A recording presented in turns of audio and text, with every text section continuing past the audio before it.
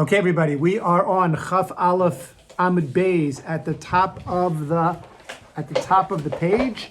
We are going to be working on women and learning Torah. Right, that's our goal for tonight, women and learning Torah. So the Gemara says, quoting the Mishnah that we learned previously, Omer ben Azai said, Chayav Adam lilamed esbito Torah. That Ben Azai said that a person, father, is obligated to teach his daughter Torah. And Rabbi Eliezer, Rabbi Eliezer disagreed, and Rabbi Eliezer said, Kol hamelamed esbito Torah, ilu melamda tiflos. Okay? Now, it's interesting if you look back to the Mishnah. We're on Chaf Aleph Amud Beis right now, and the Mishnah is on Chaf. The Mishnah is on Chaf Amud Aleph. Which is a lot of pages back. Right, Chaf Amud Aleph, a lot of pages back. There you have near the end of the Mishnah. Mikan Omer ben Azai Chayav Adam lilamed esbito Torah she'im tishte teda shehaschus tolela. What was Ben Azai's reason? Ben Azai's reason was if she now goes ahead and commits adultery or goes astray and she drinks the water and she doesn't die, she's going to know why she didn't die. Or she's not going to think that the Torah is fake news. She's not going to think anything like that. Mike, Mazel Tov, Michael. Good to have you. Mazel Tov, Mazel Tov. Girl. Right? So she's not going to think, this way she's not going to think that the Torah is false, because she'll know that the reason that nothing is happening to her right away is because of the fact that she learned Torah. So that's what Ben Azai says. Ben Azai says you're obligated to teach your daughter Torah for this reason, and Rabbi Eliezer disagrees, and Rabbi Eliezer says, Kol hamelamed bito Torah ki'ilu lomda tiflos. Right, tiflos, which the English translates it as physical intimacy. Right, it's as if you taught her physical intimacy. Exactly what that means is something which we'll try to understand a little bit more. But the basic idea is that if you teach your daughter Torah, you are going to be opening the door for immoral behavior. How teaching her Torah opens the door for immoral behavior is something that we're going to have to try to understand. We have to question, what is Rabbi Eliezer talking about? What is that all about? What does he mean? So we'll look at that. So back to our Gemara on Chaf Aleph Amud Beis. Says the Gemara, asking the obvious question, Tiflus salka daitach, right? Do you really think that teaching your daughter Torah is teaching her immorality, is teaching her tiflus? Ella, but what do we say? Ella, we must mean ki'ilu limda tiflus.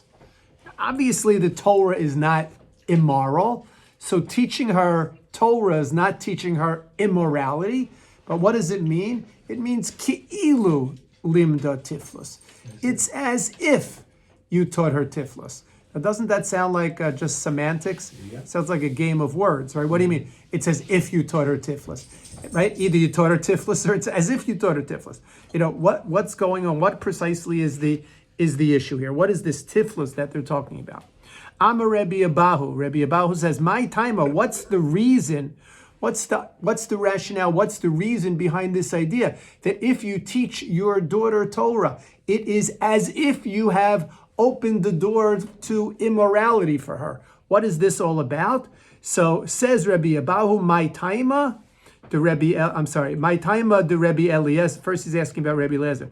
Right, my taima the Rabbi Eliezer. What's the reason why Rabbi Eliezer says that teaching your daughter Torah is as if you taught her tiflus?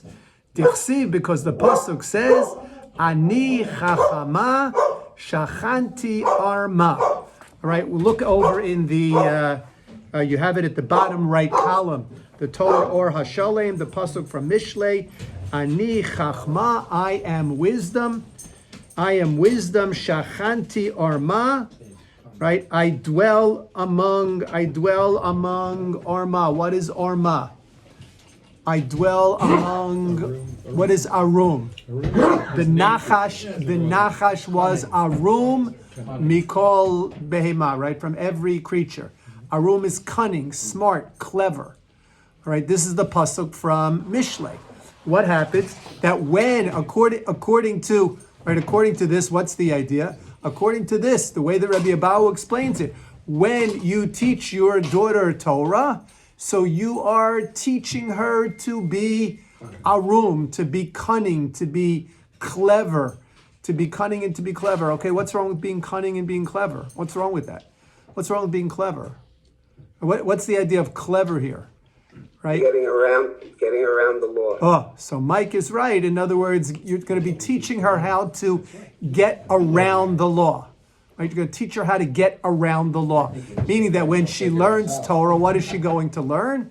What we're doing. She's going to learn how to get around the law.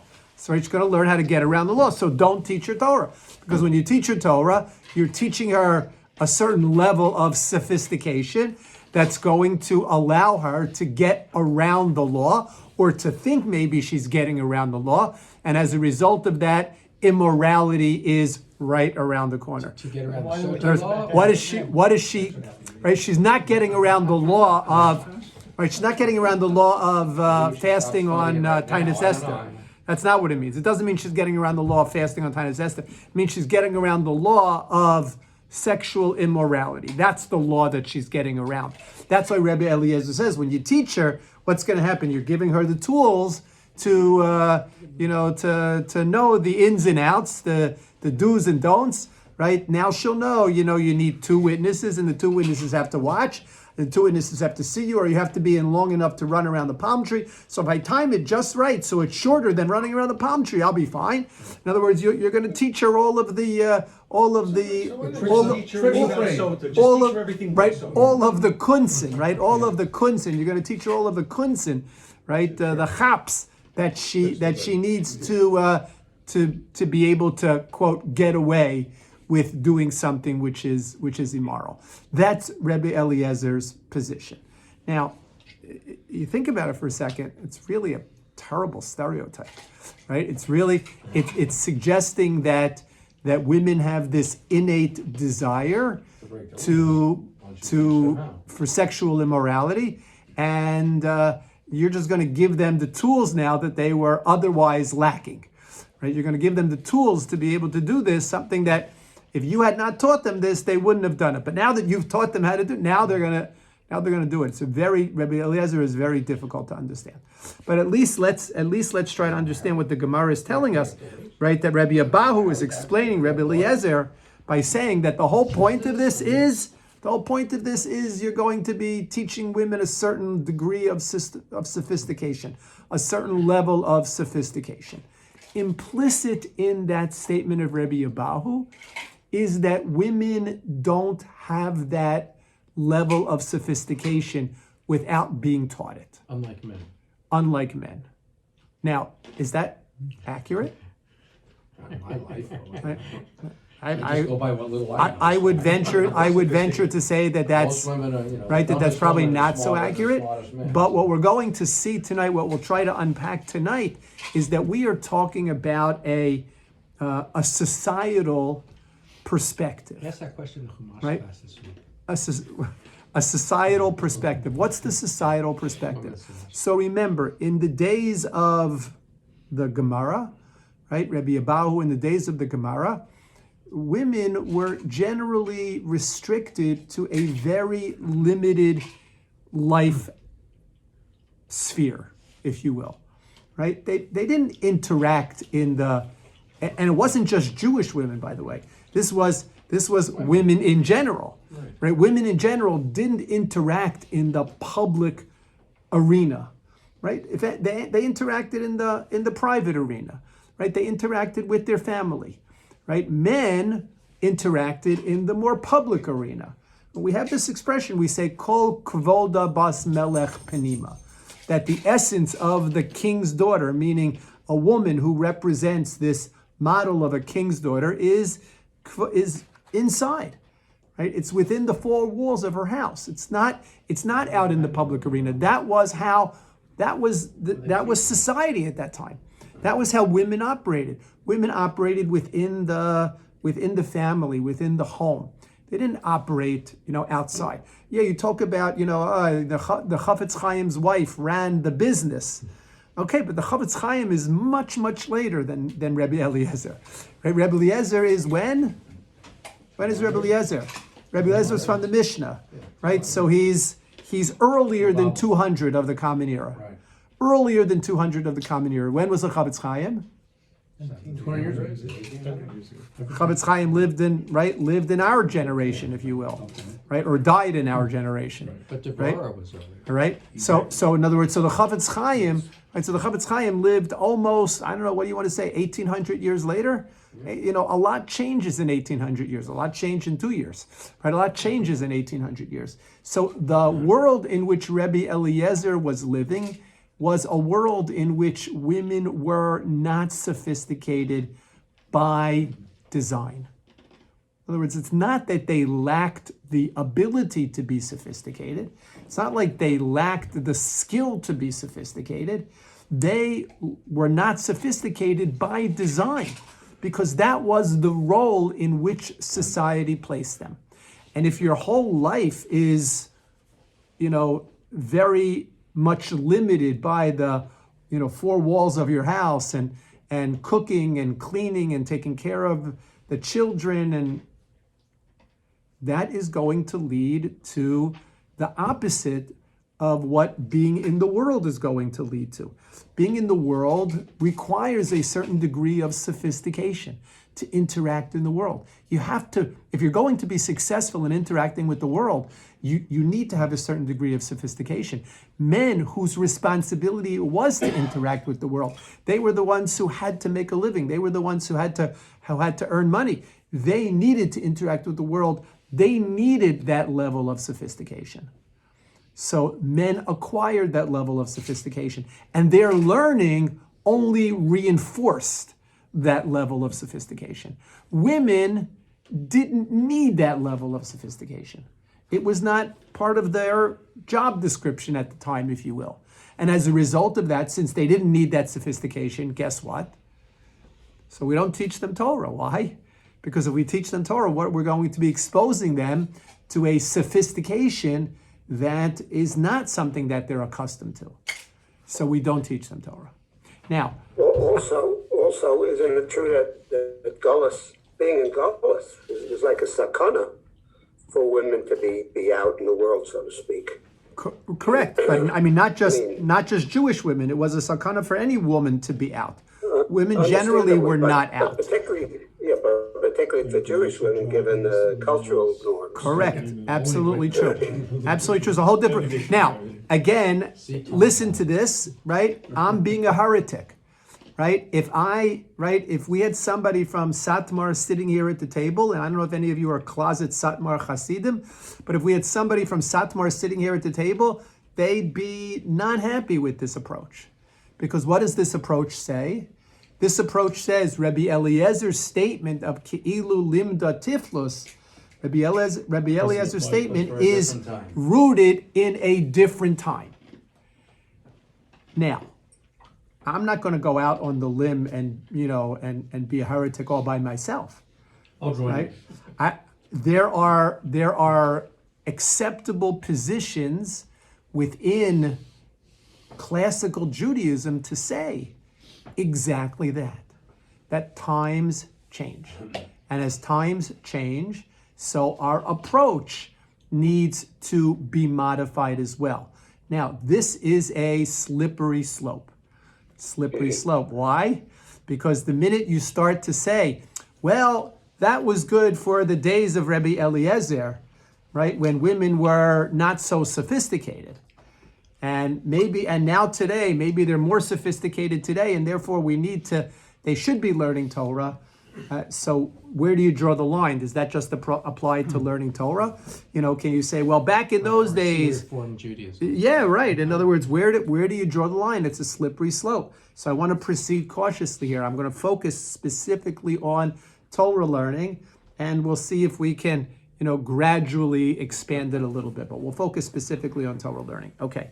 So I asked about Devorah. I mean, there were obviously times in the past before Babel, like Devorah, Miriam, Moshe's wife, who did take active roles in leadership. 100%. We know that there were always exceptions to the rule, Yeah. right? There were women who were very sophisticated women, right? Very sophisticated women. We know that. Look, we have Esther, right? We're talking now. Esther lived. When did Esther live? Right around now. Right? Not right around. No, right around now. Right. Well, no, Esther lived earlier. 576. Esther lived way before Rebbe Eliezer. Right, way before Rebbe Eliezer. And Esther was the queen, pretty sophisticated. Devorah, pretty sophisticated. Miriam, pretty sophisticated. How did Devorah get that position? I mean, it was Nobody else stepped it was up. really It's like- exceptional. nobody else stepped It's like up. school president. No, it Nobody was- wanted. Yeah, but it was really exceptional, and She it never slept her way happened to the again, top. She or was be- sophisticated. before or since.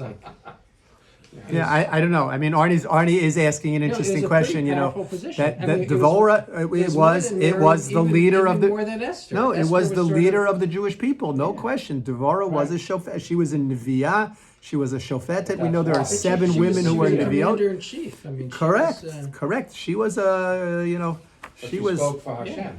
right. I mean, that's- Yeah, that's- so she had that got sophistication. it, So Hashem gave it. clearly, the idea behind it is not that women aren't capable of that sophistication, because clearly women were capable of that sophistication. We know examples of women who rose to that level of sophistication, either because they were innately able to do that, or because the circumstances demanded that they do that. Perhaps with Esther, you could say the circumstances demanded that she did it, right? You know what Mordechai says, this is the whole reason, right? This is the whole reason that you're here. If it's not you, it's going to be someone else, right? So whether it was the circumstance or whether it was the individual, clearly there were women who displayed that sophistication, that level of sophistication. So it's not like the Gemara is making a statement that women are not sophisticated, that they're not capable of sophistication. What the Gemara is saying is that women generally lived lives that didn't require that level of sophistication from them. Expose them to it. Didn't expose them to the outside world where they would have needed that level of sophistication. So says Rebbe Eliezer now, if you introduce Torah, and what is Torah? I mean, Torah is sophistication. When you think about Torah, you think about you're learning new ways to think and new ways to approach things and different ways of looking at things and ways to argue and back it. It's a sophistication, right? So to introduce that sophistication in a world where the women were not that sophisticated by occupation, if you will, Rebbe Eliezer said that was very dangerous. Now, obviously, the corollary to Rebbe Eliezer, to this explanation of Rebbe Eliezer is, you know what? As times change, so perhaps this changes as well. So I want to take you a little bit on a tour of some interesting sources to see whether or where these changes, if these changes occurred, and where these changes occurred, and who was responsible for these changes. So the first source is going to be the Rambam. Okay, when did the Rambam live? How many years after Rebbe Eliezer? 1,000. Maybe 1,000 years after Rebbe Eliezer, right? 1,000 years after Rebbe Eliezer. Listen to what the Rambam says. Rambam says, Isha shelamda Torah, a woman who learns Torah, yesh la sachar. She has a reward. She gets rewarded for learning the Torah. Aval eino kischar ha'ish, but it's not on the same level as the reward that a man gets. Why? Bipnei shelo nitztaves, because she's not obligated, she's not commanded to learn Torah. This is going, but we learned this several weeks ago. V'chol ha'oseh davar she'eino mitzuva alav la'asoso, and whoever does something that they're not commanded to do, ein scharo kischar ha'mitzuva she'asa. ela pachos mimeno. The schar is less. The schar is less. So she's not obligated to learn Torah. And everybody, by the way, everybody agrees to that. That's a given across the board, across the generations. Everybody agrees that a woman is not obligated to learn Torah. Men are obligated to learn Torah. We have no choice. Women are not obligated to learn Torah across the board. Obviously, even Rabbi Eliezer will agree that women are obligated to learn Torah that impacts on their performance of mitzvos. In other words, a woman is obligated to learn the laws, the Torah, the laws of kashrus. A woman is obligated to learn the laws of Shabbos. A woman is obligated to learn the laws of sexual modesty, family purity. These are things she's obligated to learn. Why? Because these are things that are in her realm. She has to, just like you can't put on tefillin without learning the laws of tefillin. So you can't keep kosher. You can't keep a kosher home without learning the laws of keeping kosher. You can't observe Shabbos properly without learning the laws of Shabbos. That applies to all of us. Men, women, it doesn't matter. It applies to all of us. Even Rabbi Eliezer agrees to that. When we talk about obligation to learn here, we're talking about an obligation to learn the higher, the higher faculties of Torah learning. In other words, we're not talking about learning what are the halachos of putting on tefillin. We're not talking about learning what are the halachos of keeping a kosher kitchen. What are we learning about? We're learning the esoteric Torah behind the philosophy of kosher, whatever it is. Okay, we're obligated to learn that. Women are not obligated to learn that. We're obligated to learn Torah that has nothing to do with anything that we do. Right, this particular week, right? Parshas Tzav. Last week, Parshas Vayikra. Okay, these are right. A rabbi's real challenge: make Vayikra and Tzav meaningful, right, in your drasha, right? You know, like, go ahead, you do it. Talk about sacrifices, right, in your drasha, right? But we don't have a choice. We have to learn these things. And we have to learn these laws because that's part of our obligation, even though they don't apply to us. Women are obligated to learn the laws of the things that apply to them. And everybody agrees that, even Rebbe Eliezer. What? Discuss the maftir. Yeah, well, that was this year, right? Vayikra was easy. It was Zachor. So there was what to talk about, right? What to talk about. Tzav is a little bit more challenging. It's Purim, you know, there's fine. I promise you, you won't have to hear about sacrifices if you come. Okay, so that's the idea. So everybody agrees that women are obligated to learn that. But what the Rambam says, they're not obligated to learn these other elements of Torah. But if they do learn, they get a schar. Not a schar on the level of men who are obligated to learn, but a schar nevertheless. And I think I mentioned to you at the time that this was like a fundamental machlokus between Ashkenazim and Sfardim regarding whether or not women are allowed to do something that they are exempt from, right? Whether they can or they can't. So, for instance, Ashkenazim, your wife wants to sit in the sukkah, call a kavod. Let her sit in the sukkah. She can make a bracha leishei basukkah. She wants to take the lulav and esrog. She can make a bracha on a tilas lulav, right? No problem. If you're an Ashkenazi, if you're a Sephardi, we don't allow that to happen. Right? My daughter grew up sitting in the sukkah making a leishei basukkah. She grew up taking a lulav and esrog. She got married to a Sephardi. That's it. Done. Now she got other benefits. She eats Rice Krispies on Pesach. There's other benefits, right? Other benefits here, right? But she doesn't make a leishei basukkah. She doesn't take in the tilas lulav. She doesn't do those things. Rice on Pesach, right? She's rice now? Yeah. Listen, we think it's a big deal, rice on Pesach. They have fruity pebbles. They have fruity pebbles, right? Forget rice on Pesach. I could do without rice on Pesach. Fruity pebbles, that's a whole new madrega, right? That's a whole new madrega, right? Give me fruity pebbles. I don't have to go away for Pesach. I'm fine. I'll stay here. It's not about I got fruity pebbles. I'll stay here. But that's why they have a month of slichot. Okay, yeah, but the women don't go generally. Yeah, but because the men eat rice and Pesach, they have to have a month of slichot. Okay, so what do we have? So we have this idea that women get a schar, says the Rambam. Not as much of a schar as men, but they get a schar. But how do you quantitate that? And what does it mean? We don't, but We don't. HaKadosh Baruch Hu quantitates it. We can't quantitate. We don't know what does it mean. Like you get 5 stars and they 8 stars. Like I don't know. But this is the halachic basis that there's not parity in pay for women.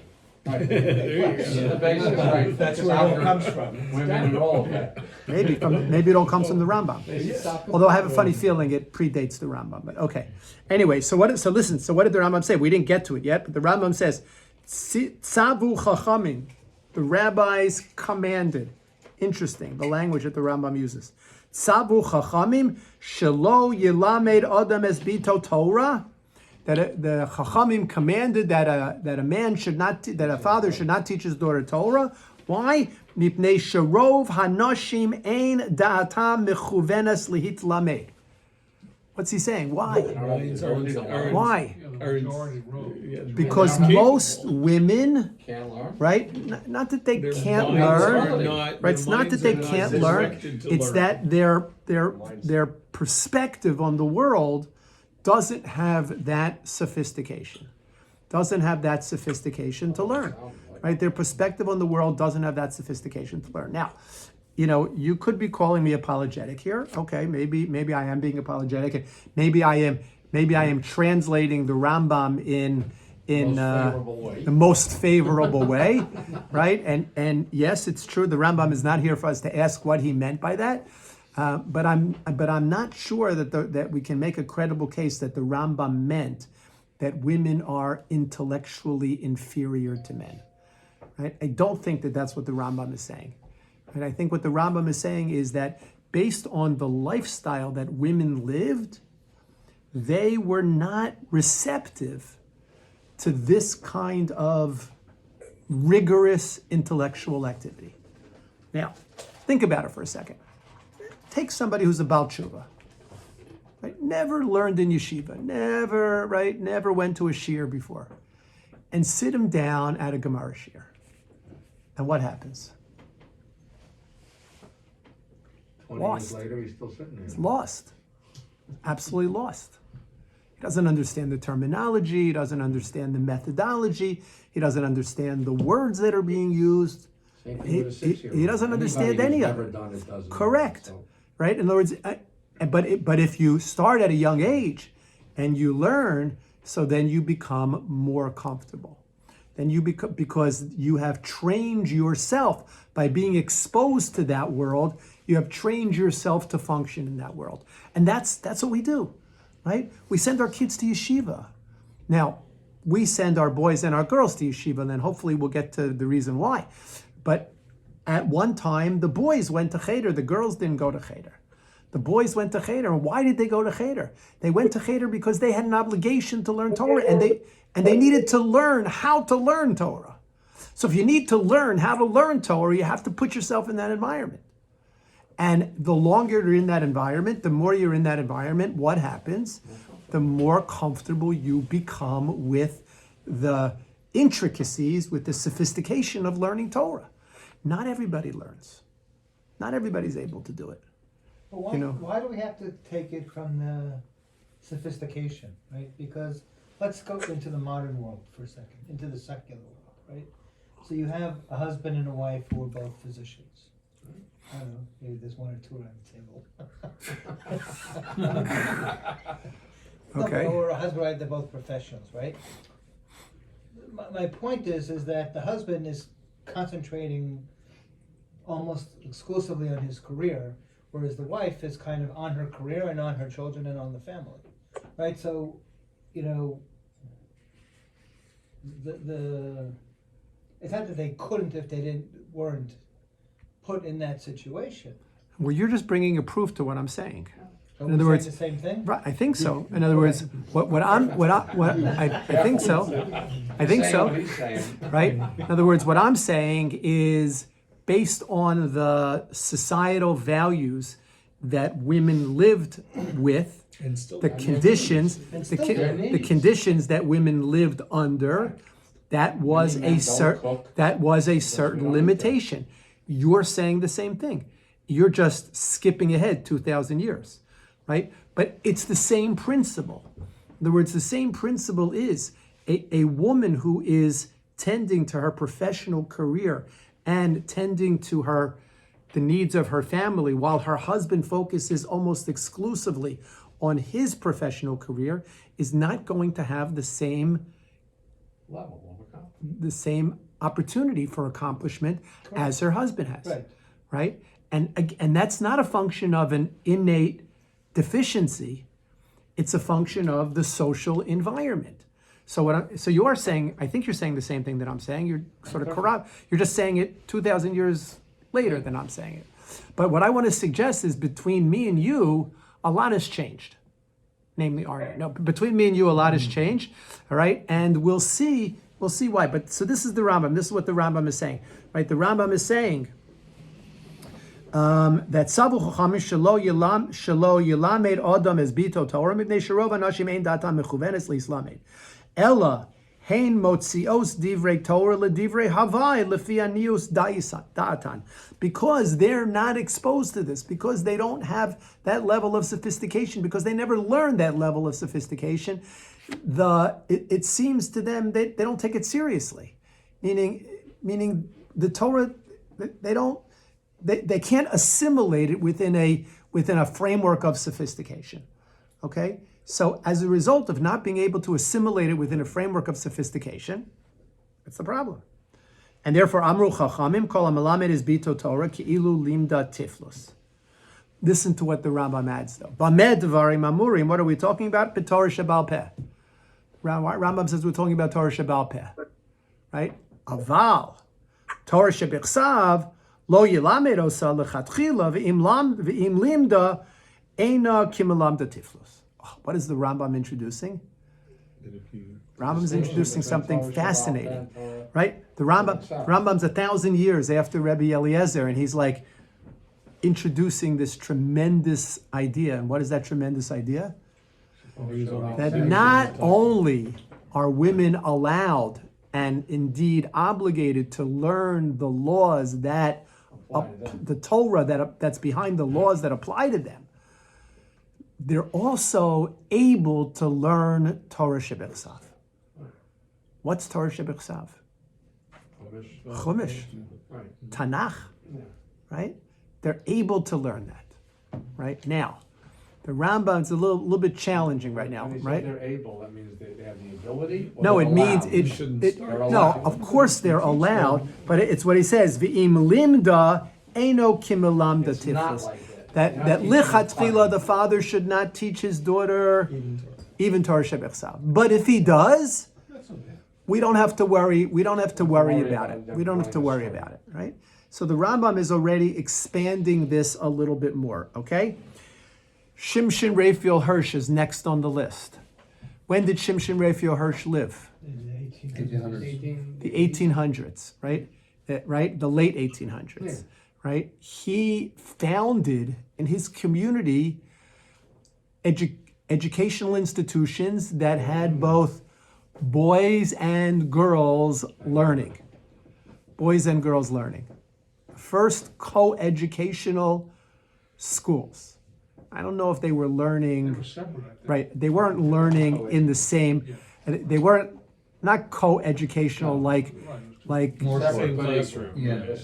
Right, they were, I don't even know, I'm not even sure. Well, they weren't right? in the same classroom, but. Right, they were, in other words, there were, Rav Shimshon Raphael Hirsch embraced educational opportunities for girls. Right, educational opportunities for boys and educational opportunities for girls. Now, Shimshon Raphael Hirsch is another 600 years past the Rambam. Right? And life is changing. Listen to what he writes. He says, this is his Chumash commentary on V'limadatem osam es benechem. He says, this same understanding of Jewish literature and this knowledge of the mitzvos, which is demanded in order to fulfill and fear the Lord your God and observe to perform all the words of the Torah, this should be transferred to our daughters no less than our sons. His English was good. Wow. He didn't write in English. He wrote in German. Right? Correct. You know that. Right? High German, correct. All right? Right? So the idea behind this is Rav Hirsch introduces this chiddush that we're now obligated, this should be transferred to our daughters no less than to our sons. Now, what is he talking about transferring to our daughters no less than our sons? No. And fear the Lord your God to observe, to perform all the words of this Torah. A certain Yiras Hashem. That Yiras Hashem needs to be transferred, taught to the girls as much as it needs to be taught and transferred to the boys. Meaning, a certain sense, it's not enough to just stay at home. It's not enough to just do what your mama did. It's not enough to learn what Bubby used to do. You have to be in an environment where there's someone teaching you. And Hirsch was really the founder, if you will, in many ways, of what we've corrupted as modern Orthodoxy. He doesn't call it modern Orthodoxy. He didn't call it. If he saw modern Orthodoxy today, he would not recognize it. He would say, I don't want to have anything to do with this.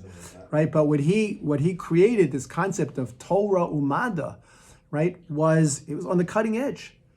Put girls in school. Now, he's not saying teach them Gemara. But what is he saying? He's saying put them in school. Give them educational opportunities. They need educational opportunities no less than the boys need educational opportunities. And then, Just one Joe, go question ahead. on that. Just one? Yeah, is, to bring it back to the point about sophistication, can you argue that there's a certain amount of sophistication that women have that men do not have, in the same way that we're saying that men have that women don't have, in a way of a more intuitive belief of religion and how to, like, is that what? I think that you could say. I think that you could say that. I think that you could say that, but I'm not sure that's what he's saying. Okay. I'm not sure that's what Rav Hirsch is. I'm not sure that's what Rav Hirsch is saying here, right? I think you're saying this. We do have this idea that women have an innate spirituality that men don't necessarily have. Whether it comes from the fact that women were created later than men, and everything that was created later was closer to HaKadosh Baruch Hu. Whether because it's the biological nature of women, they have a certain connection to spirituality that men don't have. All of those things, right? All of those things are true, right? All of those things are absolutely true. It kind of makes sense how they're like more connected to Torah Shabbat than Torah Baal Peh. Correct. Torah Correct. Baal Peh is more logical. Logical, sophisticated. That's sort of Okay. right. Pick a word, right? That's it. Okay, so that's Hirsch. Okay, but when we talk about women learning Torah, what is the movement that put women learning Torah on the map? The Beis Yaakov movement. Who started the Beis Yaakov movement? Sarah Schneier, not Yaakov. Right? It's his house. It's his house. Right? Right. Sarah Schneier. Anybody know where? Krakow, Poland. Right. We ate Shabbos meals in the seminary there. Right. Krakow, Poland. Anybody know when? 18. No, much later. Much later. 1930s. The earliest is in 1917. Right, 1917 is the official date, which is given for the beginning of the Beis Yaakov movement. But in the 20s, right, I think the second graduating class was in 1934. Right, if you think about it, and it was a teaching seminary, and it was teaching women how to become teachers. How does Sarah Schneier pull this off? Right, how does she? All of a sudden, right? She's in Poland. She's not right. She's in Poland. She's not in Germany, right? She's not part of Rav Shimshon Raphael Hirsch's Kehillah, right? How does she pull this off? Poland, the Hasidim in Poland. This was not something that they were embracing. How does she pull it off? She gets the haskama of one of the Gedolei Hador at that time, who was the Chavetz Chaim, right? The Chavetz Chaim in Radin. The Chavetz Chaim in Radin writes a letter of approbation for the Beis Yaakov movement. And he says, I just have a piece of the letter here, he says, anyone that the fear of God is in his heart, the mitzvah is to let his daughter learn in this school. As for all the concerns and hesitations arising from the prohibition to teach his daughter Torah, there is no concern for this in these days. Wow. Right. What does Rav Hirsch say? I'm sorry, what does the Chavetz Chaim say? Chavetz Chaim said times have changed. Times have changed. And he writes, listen to what he writes above. He says, this is actually, he has a Lekutei Halachos on our Gemara, Maseches Sotah. So on this, Rebbe Eliezer, listen to what he writes.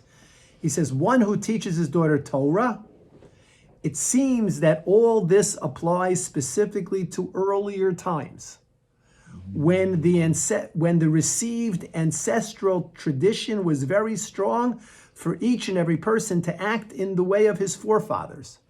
According to the verse, ask your father and he will tell you. Thus, we were able to say that a daughter should not learn Torah, and she should rely in her conduct on her righteous forebears. What does that mean? Learn from your mother. Learn from your mother. Learn from your bubby, right? Learn from your zayda.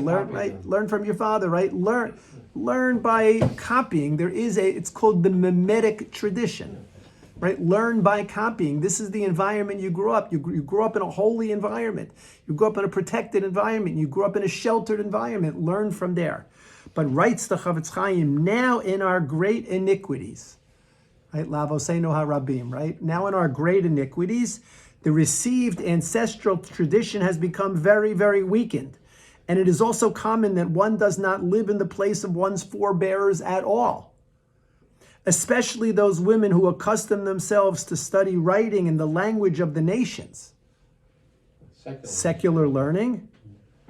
Certainly it is a great mitzvah to teach them Chumash, and also Navi, and also Ksuvim, and Pirkei Avos, the ethics of our sages of blessed memory, Pirkei Avos, and the book Menoras Hamaor, in order that the matter of our holy faith be authenticated for them. If not, they are liable to deviate completely from the path of God and to transgress all the fundamentals of the religion, God forbid. What is the Chavetz Chaim saying? If we don't teach them, it'll be a problem. The Chavetz Chaim is saying, and this is where my understanding comes from. The Chavetz Chaim is saying, now that women are functioning in society, they're outside of the home, they're functioning in society. That functioning in society is requiring a greater level of sophistication, so they need to know that the Torah has a greater level of sophistication also.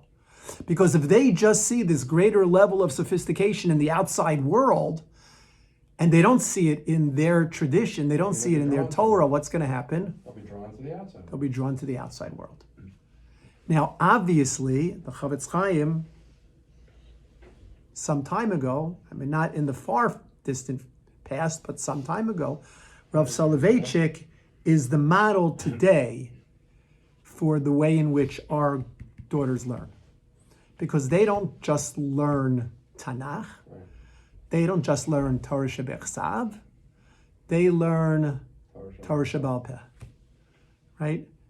Think about it for a second. Learning Torah Shebechsav sort of requires you to learn a little bit of Torah Sheba'al Peh if you're learning the commentaries, because you're learning Rashi. What's Rashi quoting? Rashi's quoting a Gemara. Rashi's quoting a Medrash, right? So you're learning Torah Sheba'al Peh by learning that. That already was in the days of Sarah Schneier. That already was accepted, and even women's seminaries where they don't teach Gemara, they nevertheless teach Tanakh on a very sophisticated level, right? Learning Torah Sheba'al Peh through Tanakh. But listen to what Rav Soloveitchik says. Rav Soloveitchik writes, and he says, not only is the teaching of Torah Sheba'al Peh to girls permissible, but it is nowadays an absolute imperative. This policy of discrimination between the sexes as to the subject matter and method of instruction, which is still advocated by certain groups within our Orthodox community, has contributed greatly to the deterioration and downfall of traditional Judaism. Boys and girls alike should be introduced into the inner halls of Torah Sheba'al Peh. Right, so what is Rav Soloveitchik saying? It's an obligation. Soloveitchik says you don't have a choice here. You have to teach them. But he seems to be giving a little bit of a different reason. What is he saying? He's saying because if there is a perception that we are treating girls and boys not equally. I'm not talking about the same, but we're not giving them equal opportunity, right? So then that diminishes orthodoxy in the eyes of the world. And think about when Rav Soloveitchik lived. Think about what Rav Soloveitchik went through. Think about the, in our lifetime, orthodoxy has been on the ascendance. Is that a word? Ascendance? Yes.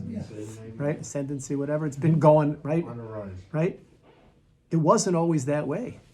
Right? Disappearing. It was disappearing. There were articles that were written, the end of Orthodox Judaism, right? Time magazine once wrote an article, you have to read it. It's a fascinating article, right? The end of Orthodoxy.